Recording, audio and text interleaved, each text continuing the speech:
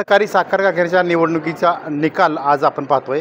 पहिली मतमोजणी झालेली आहे, मात्र अजूनही अधिकृत या ठिकाणी घोषणा केलेली नाही। मात्र विषय आत्ताच्या परिस्थितीला जी अपडेट महत्त्वाची जी आहे ती आत्ता सध्या दुसरी राऊंड सध्या सुरू आहे आणि यामध्ये दोन्ही राऊंडमध्ये पहिल्या आणि दुसऱ्या राऊंडमध्ये सुद्धा पी.डी. पाटील पॅनल हे निर्णायक आघाडी यांनी घेतलेले आहे। खरं तर पी.डी. पाटील पॅनल किती मतांना विजय होईल हा एक औपचारिक फक्त बाकी आहे।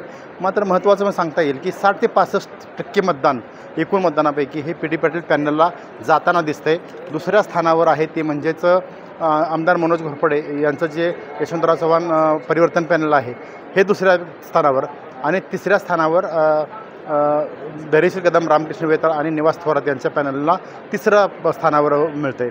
मात्र यावरून एक लक्षात येतं की पी.डी. पाटील पॅनल हे आता सध्या निर्णायक आघाडीकडे जातं आहे। साधारणतः किती मताधिक्य असेल हे थोड्या वेळात कळेल। मात्र आत्ताची अपडेट अशी आहे की पी.डी. पाटील पॅनल यांनी निर्णायक आघाडी घेतलेली आहे आणि विजयाच्या दृष्टीनं हे शिक्कामोर्तब झालेलं आहे।